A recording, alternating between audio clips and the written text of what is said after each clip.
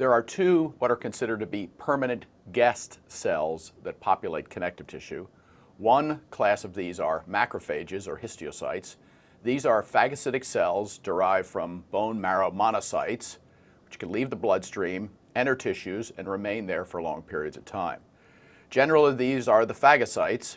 They are motile cells that can move in and out of the connective tissue and around it. They can process and present antigen to cells of the immune system, either locally or by traveling to locations of immune cell accumulation. And in many ways, they're not easy to distinguish from fibroblasts in typical histologic preparations. Mast cells are closely related to macrophages. They are similar to, but share some characteristics that are slightly different from blood basophils. And their overall job is to store inflammatory mediators such as histamine that have an early role in response to tissue injury. Morphologically, these cells contain large membrane-bound granules that contain their inflammatory mediators. Next picture illustrates a classic view of loose connective tissue.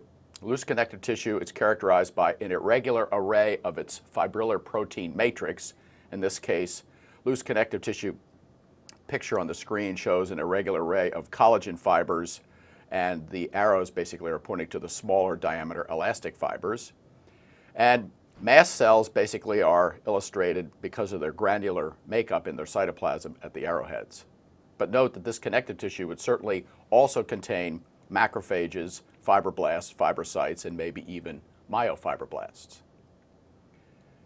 Next picture is just a specialized view of an alveolar macrophage, just to make the point that they are widely distributed not only in connective tissues but in other places in the body. And again, this is an example of a permanent guest that happens to populate the alveoli of the lung.